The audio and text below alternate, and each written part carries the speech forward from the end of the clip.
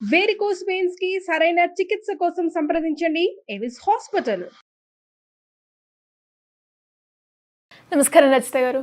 నమస్తే సిరి.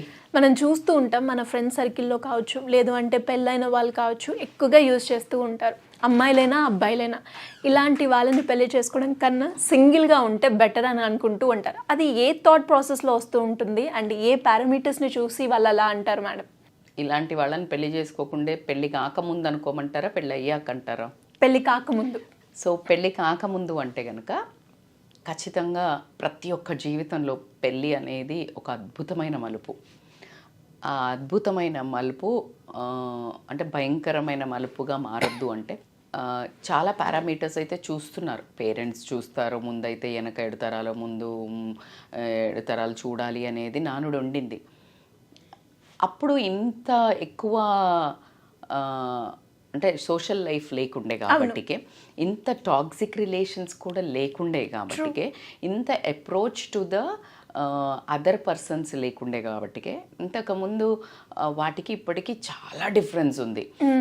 అండ్ పెళ్ళికి ముందు కూడా ఇంత ఆప్షన్ లేకుండే కదా. ఇప్పుడు మీరు అడిగినట్టు ఎలాంటి వాళ్ళని చేసుకోవద్దు అంటే, ఇప్పుడు డేటింగ్ లేకపోతే పెళ్ళి సెటిల్ అయిన తర్వాత 3 నెలలు 6 నెలల గ్యాప్ ఉండి ఒకరినొకరు తెలుసుకున్న తర్వాత పెళ్ళి చేసుకుంటున్నారు కాబట్టికే వాళ్ళ కోసము ప్రేమించే వాళ్ళకు కూడా ఈ కొన్ని చెక్ చేసుకుంటే ఏంటంటే, అంత నిష్ఠూరం కంటే ఆది నిష్ఠూరం బెటర్ అంట. సో ప్రతి ఒక్కళ్ళ జీవితంలో ఏంటి, హస్బెండ్ అనగానే రాకుమారుడు ఇలా తెల్ల గుర్రం మీద వస్తాడు, నన్ను రాణిలాగా చూసుకుంటాడని ప్రతి అమ్మాయి కలలు కనడంలో తప్పు పట్టద్దు, అతిశయోక్తి కూడా కాదు. ఎందుకంటే అది మనం చిన్నప్పటి నుంచి పెళ్ళి అంటే అలా సృష్టించారు అమ్మ వాళ్ళు, నీ కలల రాజకుమారుడు వస్తారు అని. ఒక ప్రతిరోజు పండగలో కూడా అంటది ఆమె. పక్కనే ఉన్న ఒక మంచి అబ్బాయిని కూడా రిజెక్ట్ చేస్తూ ఉంటుంది. అవును, రకుల్ ప్రీత్ సింగ్ అనుకుంటా. ఎందుకు అంటే అలా తెల్ల గుర్రం మీద వస్తాడు అని నానమ్మ చెప్పింది కదా, నీ రాజకుమార్.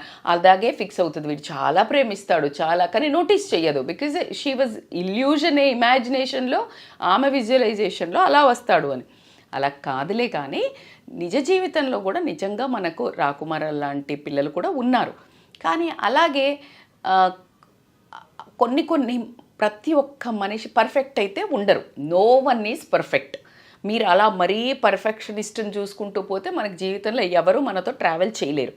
కానీ ఇప్పుడు నేను చెప్పబోయే కొన్ని పాయింట్స్ మితిమీరి గనక ఉన్నట్టయితే, ఆ మితిమీరి ఉన్నట్టయితే గనక వాళ్ళని చేసుకుంటే మన లైఫ్ అఘాతంలో పడినట్టే. కాబట్టికే దానికంటే సింగిల్గా ఉండడం బెటరు అని చాలామంది చెప్పడం జరుగుతుంది. దాంట్లో ముఖ్యంగా ఏంటంటే, మనకు మాట్లాడుతున్నప్పుడు మేబీ లవ్లో ఉన్నప్పుడైనా, లేకపోతే పెళ్ళి చేసుకుంటా అని అన్నప్పుడు ఫోన్ కన్వర్జేషన్స్ ఎన్ని గంటలో ఉంటాయి. దాంట్లో ఖచ్చితంగా ఎంత రోజీ ఉంటాయో దాంట్లో కొన్ని మాటలు కూడా వస్తూ ఉంటాయి. ఎక్కువసేపు మాట్లాడినప్పుడు you will have a wide range of topic coverages. ఎన్నో టాపిక్లు డిస్కస్ చేస్తూ ఉంటారు. అందులో మీరు గమనించుకుంటూ ఉండండి, ప్రతి టాపిక్ని వినండి, వాళ్ళ బిహేవియర్ని నోటీస్ చేయండి. దాంట్లో ముఖ్యమైనది ఏంటంటే సిరి, మీ వాళ్ళు ఊరికి ఇప్పుడు మీ వాళ్ళని ఇంకా కలవద్దను, పెళ్ళి కాగానే మొత్తం ఫ్యామిలీని వదిలేసి అబ్బాయి వాళ్ళ దగ్గరికి రావాల్సింది. సరే, అబ్బాయి వాళ్ళ దగ్గర ఉంటున్నారా లేదా, ఇప్పుడు విడిగా ఉంటున్నారా అనేది సెకండరీ క్వశ్చన్. కానీ ద ఫ్రీక్వెన్సీ సొసైటీలో నార్మ్స్ ఎట్లా ఉంటాయంటే, మనకి ఫ్రీక్వెంట్గా అత్తగారింటికి పోతే ఎవరు తప్పు పట్టరు. ఫ్రీక్వెంట్గా తల్లిగారింటికి పోతే ఊరికే వాళ్ళ అమ్మ వాళ్ళ ఇంటికి పోతుంది అంటారు. ఆ కైండ్ ఆఫ్ సొసైటీ మరి సరే కొంచెం చెరిగిపోయిందని చెప్తాను నేను, రేషియో అంత తప్పు పట్టకుండా. కానీ అలా ఎవరైనా గనక పెళ్ళైన తర్వాత నీ ఫ్రెండ్స్తో ఎక్కువ తిరగొద్దు, మీ వాళ్ళ దగ్గరికి ఊరికే పోతా అనొద్దు, ఇలాంటి కండిషన్స్ మరీ మెన్షన్ చేసి నిన్నేదైనా అంటుంటే గనక, మీ అక్క వాళ్ళదో లేకపోతే ఇక్కడ, then you need to ask and clause ఖచ్చితంగా అడగాల్సిందే. అంటే నీ ఉద్దేశంలో ఎంతవరకు కరెక్ట్, అంటే ఊరికి వెళ్ళొద్దు అంటే నువ్వు ఒకసారి వెళ్ళంగానే అన్నావు అనుకో, అప్పుడు స్ట్రెస్సే కదా. సో ప్రతి ఆడపిల్లకి ఏదైనా కాస్త మనసు బాగాలేకపోయినా లేకపోతే సంతోషం ఎక్కువైనా తల్లిదండ్రులు గుర్తుకు రావడం అనేది over the period of time తనే చేంజ్ అవుతుంది. ఎందుకు అంటే తనకు ఒక ఫ్యామిలీ పిల్లలు వచ్చిన తర్వాత అదో లోకంలో పడిపోతారు. బట్ ఆ టైంలో ఎప్పుడైతే ఇమీడియట్గా పెళ్ళైన టైంలో చాలా ఎక్కువగా షేర్ చేసుకోవాలనిపిస్తుంది. మరీ తుమ్మింది దగ్గింది షేర్ చేసుకోవటము, తుమ్మితే దగ్గితే పరిగెత్తటము అలాంటి వాళ్ళ గురించి కాదు. జనరల్గా ఇట్లా భయంకరంగా కండిషన్ పెట్టి నేను కొంతమందిని విన్నాను, ఇంటికి వెళ్ళనివ్వడు, ఎప్పుడో కానీ వెళ్తా అనగానే మొహం మాడుస్తాడు, మొహం మాడుస్తారు. తర్వాత ప్రతి పండక్కి వీళ్ళింట్లోనే ఉండాలి, వాళ్ళ చెల్లియో వాళ్ళ అక్కనో వీళ్ళింటికి రావాలి, వీళ్ళింట్లోనే ఉండాలి. మరి అది ఏ చట్ట ప్రకారం న్యాయమో కూడా మనకు అర్థం కాదు. సో ఇట్లా కొంచెం సీరియస్ కైండ్ ఆఫ్ థింగ్ అంటే మాత్రం సఫకేట్ అవుతుంది. కాబట్టికే you need to first check. మారగలిగే వ్యక్తి అయితే మాత్రం ముందడుగు వేయండి, మారలేని వ్యక్తి అయితే మాత్రం వెనకడుగు వేయటమే బెటర్. అది జీవితంలో పెద్ద శాపంగా మారుతుంది. ఎందుకంటే అది చాలా అమ్మ వాళ్ళ ఇల్లు అంటే పుట్టిల్లు కదా మనకి. సో కాబట్టి అది క్రాస్ చెక్. అండ్ సెకండ్ వచ్చేసి పెళ్ళి సెటిల్ అయినప్పుడు లేదా మాట్లాడుకుంటున్నప్పుడు ప్రతి పాయింట్ని పాయింట్అవుట్ చేస్తూ, ఇప్పుడు బయటికి వెళ్ళారు, ఈ అమ్మాయి అట్లా ఇట్లా ఏదో నవ్వింది, లేకపోతే ఏదో చేసింది, ఒక మేనరిజమో, ఒక కూర్చోవడమో, లేకపోతే ఒకటి మాట్లాడడమో, ఒక ఫోన్ పట్టుకోవడమో, ఎన్నో థింగ్స్. ఎవరైనా ఫోన్లో మాట్లాడినప్పుడు the way she speaks, if is continuously taunting, ఇట్లా ఎందుకు చేసావు, అలా ఎందుకు కూర్చున్నావు, ఆ అబ్బాయిని ఎందుకు చూసావు, ఇక్కడ ఎందుకు మాట్లాడుతున్నావు, ఇది ఎందుకు తిన్నావు, ఇది బాగోదు అంటే నీ ఫుల్ హైజాక్ చేస్తున్నాడు. నేను అసలు ఇప్పుడు వచ్చిన అమ్మాయి కొత్తగా వచ్చినప్పుడే అంత హైజాక్ చేసి కంట్రోలింగ్ ఉండి టార్చర్ పెడుతున్నాడు అంటే లైక్ అది చాలా ప్రమాదము. ఎందుకంటే ఇప్పుడో కలిసిన ఆ పాయింట్ ఆ కొత్త మురిపంలో కూడా అంత చేస్తున్నాడు అంటే రేపు ప్రొద్దున కొట్టడమే శారీరక హింస ఒకటే కాదు టార్చర్ అంటే. ఈ ఇబ్బంది పెట్టడం, మానసికంగా ఎప్పుడైతే ఇబ్బంది పెడుతుంటారో, లేకపోతే మా అమ్మతో ఇలా అన్నావంట, మా నాన్న వాళ్ళు వచ్చినప్పుడు ఇలా చేసావంట, మీ అమ్మ వాళ్ళు ఇలా చేశారు, ప్రతి పాయింట్ని మ్యాగ్నానమస్గా చేసి దాన్ని తప్పు పడుతున్నాడు లేదా ఏదో ఒకటి ఇబ్బంది పెడుతున్నాడు అంటే మాత్రం కూడా ఒకసారి చెక్ చేసుకోవాల్సింది. ఎందుకంటే అంత షార్ట్ పీరియడ్లో జనరల్గా అవి రావు, వాళ్ళిద్దరిదే వస్తుంది బ్యూటిఫుల్గా. సో కాబట్టి అది ఒకసారి చెక్ చేసుకొని నిర్ణయం తీసుకునే ముందు మళ్ళీ కూడా అంత తొందరగా మనం వద్దు అనుకోకూడదు కదా. సో ఒక 5 to 8 times or 10 times give a chances in which parameters he is repeating.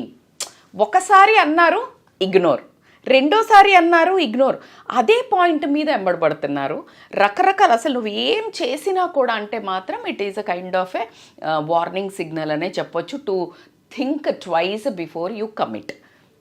Third, the most important, ఇవాళ రేపు సోషలైజేషన్ చాలా ఎక్కువైంది. ఆల్కహాల్ అనేది ఇట్స్ లైక్ నిజంగా చెప్పాలంటే ఎవరికన్నా అసలు పిల్లోడు తాగుతుడా అని అడిగే దగ్గర నుంచి పేరెంట్స్ కూడా ఇవాళ రేపు కామన్లే అనే వరకు వచ్చేసారు పేరెంట్స్. అది ఎప్పుడైనా ఆల్కహాల్ ఎంత సోషలైజేషన్ అన్నా, ఎంత మంచోళ్ళైనా, ఎంత చెడ్డోళ్ళైనా అది it's a bad for health. But అసలు సోషలైజేషన్ కోసం కదా అని అంటున్నారు కాబట్టి మనము సరే మొత్తానికి తాగనోడు అంటే మరి జల్లెడేసినా కూడా దొరికే ఛాన్సెస్ అయితే లేవు.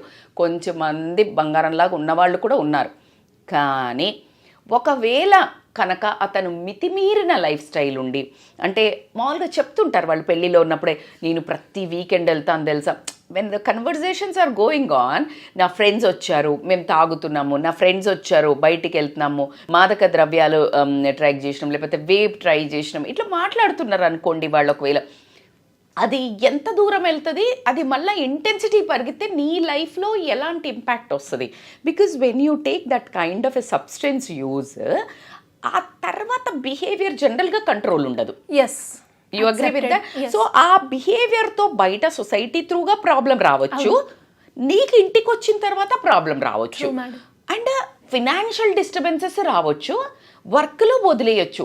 So this is it impacts in several parameters.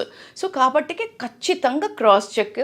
Okay, నీకు సోషలైజేషన్ ఉందంటే జనరల్గా వీక్లీ వన్సా, వీకెండ్లో ఒక రోజా, వీకెండ్ నేను ఒక పెళ్ళి నాకు తెలిసినది క్యాన్సిల్ అయింది సిరి. నేను ఎందుకు అన్నాను, నాకు చాలా ఇష్టమైన ఫ్యామిలీ. సో నేను నా పిల్లల ఫ్రెండ్స్ ఎందుకు అంటే ఆ అమ్మాయికి చెప్తున్నాడంట, సాటర్డే సండే జనరల్గా పెళ్ళి అయితే సాటర్డే సండే వైఫ్ను అంటే కాబోయే వైఫ్ని తీసుకుని బయట వెళ్ళాలి కదా. సాటర్డే సండే వస్తే ఫోన్ ఎత్తాడంట. సాటర్డే సండే మొత్తం ఫ్రెండ్స్తో ఉంటాడంట. So he'll be in total ఎక్కడ అండర్ గ్రౌండ్ అనుకో. ఇంకా అలాంటి వాడిని పెళ్లి చేసుకుని ఏం చేస్తుంది, దెబ్బకి క్యాన్సిల్ చేసి పడేశారు. ఎగ్జాక్ట్లీ. సో ఇది నా కళ్ళ ముందు జరిగిన వాస్తవం. సో కాబట్టి you need to understand which kind of a person, అది ఎంత ఇంటెన్సిటీ ఉంది అనేది. అండ్ వాళ్ళ ఫ్యామిలీలో కూడా ఈ తాగుడు అనేది ప్రిటీ కామనా. ఎందుకంటే రేపు పొద్దున నువ్వు కంప్లైంట్ చేస్తే వాళ్ళు తలా ఒక గ్లాస్ పట్టుకొని కూర్చుంటే రోజుకు నో యూజ్.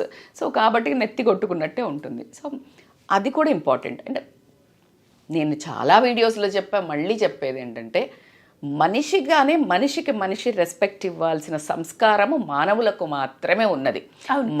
మనము పెంపుడు జంతువులను కూడా అంత ప్రేమతో తీసుకోవాల్సిన అది మన నేచర్ బేసికల్గా.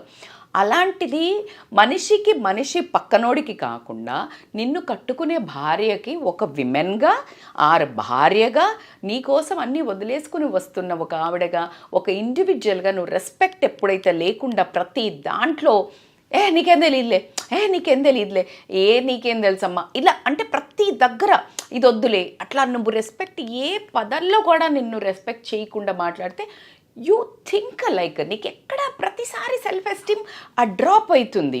నువ్వు over the period of when you're travelling for 2-3 months నీకు ఎన్నిసార్లు డ్రాప్ అయింది. That patterns you write it.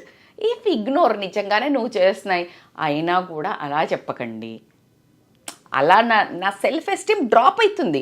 అతను మంచిగా చెప్తున్నాడు అంటే నీకు ఎలివేట్ అవుతుంది, తప్పు కరెక్షన్ చేస్తున్నాడు, యూ నీడ్ టు ఇంప్రూవ్. మళ్ళీ అలా నువ్వు ఏం చేసినా ఆయన తందానా అంటే తందానా అని అనలేదని నువ్వు క్యాన్సిల్ చేసుకోవటం అనేది నీ మూర్ఖత్వం.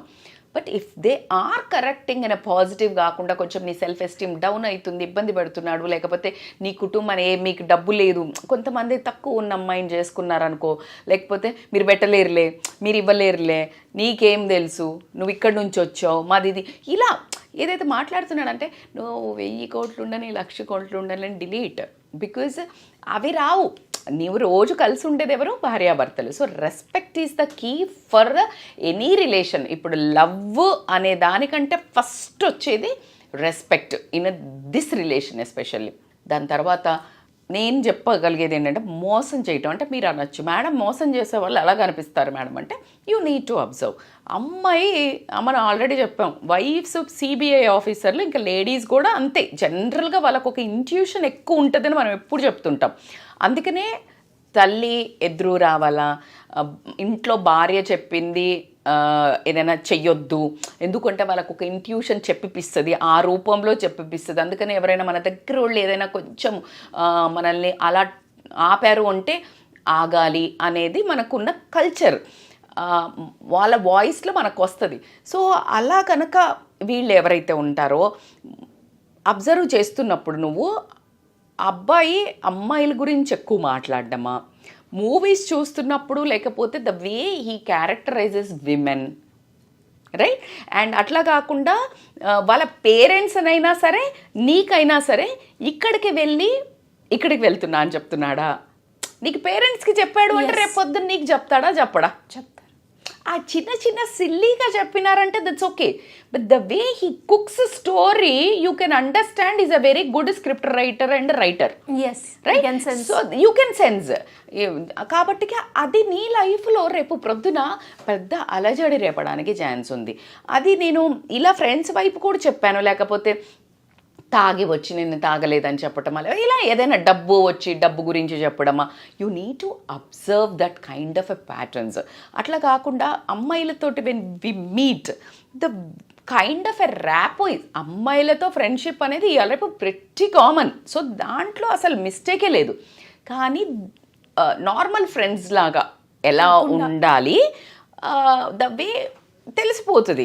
సో నువ్వు అమ్మాయిలని ఎలా ట్రీట్ చేస్తున్నాడు, ఎలా చూస్తున్నాడు, సో ఇవి కొంచెం అబ్జర్వ్ చేసుకుని ముందే మాట్లాడుకుని. ఎందుకంటే నువ్వు పెళ్లి కాకముందు ఇగ్నోర్ చేసినవి పెళ్ళైన తర్వాత అవి ఏకులు మేకులై కూర్చుంటాయి. ఆ రోజు ఈ అమ్మాయినే చూసి ఈ అమ్మాయితోటి మాట్లాడుతున్నప్పుడే నువ్వు ఏదో మురిపంలో పడిపోయి చలో కానీ అన్న తర్వాత రేపొద్దున ఆ అమ్మాయినే నీకు తీసుకొచ్చి ఏదైనా ప్రాబ్లం క్రియేట్ చేయొచ్చు. సో కాబట్టికే you need to be very careful about the overall observation about the women, how he speak, and ఈజీగా పడతారు అనే క్యారెక్టరా నీకెంత ఇంపార్టెన్స్ ఇస్తా ట్రస్ట్. ఇన్ఫ్యాక్ట్ అలా కొన్ని యాంగిల్స్లో కనుక గమనించుకున్నట్టయితే you will get a best check. ఇవాళ రేపు మాట్లాడుతున్నారు, బట్ ఎంత మాట్లాడుతున్నారో ఏం చెక్ చేస్తున్నారో నాకు తెలియదు. కొన్ని క్యాన్సిల్ అవుతున్నాయి, కానీ ముందుకు వెళ్ళిన తర్వాత కూడా 1 yearలో 2 years లోపలనే 6 monthsలోనే డివోర్స్ అయిన వాళ్ళు కూడా ఉన్నారు. కాబట్టి ఇవాళ రేపు ఇంత యాంపుల్ టైం ఉంది ఏది డేటింగ్ అని తెలుసుకోవాలి అని చెప్పేసి పేరెంట్స్ కూడా ఇస్తున్నారు తప్పని భయపడి. ఎందుకంటే ఈ బాక్సులు పట్టుకుని వచ్చే కంటే సూట్ కేసులు ఇది బెటర్ అని ఒప్పుకున్నారు తల్లిదండ్రులు కూడా. కాబట్టి ఇప్పుడు మీ వివేకంతో, ఎందుకంటే తల్లిదండ్రికి తెలియదు, they are not dating, right? So కాబట్టికే అమ్మాయిలు విచక్షణతోటి వ్యవహరించి అలా సెలెక్ట్ చేసుకున్నట్టయితే నిజంగానే రాజకుమారిలాగా ఒక రాణిలాగా ట్రీట్ చేయమని చెప్పట్లేదు, ఒక మనిషిలాగా ట్రీట్ చేస్తే ఉపయోగం అని చెప్తాను నేను.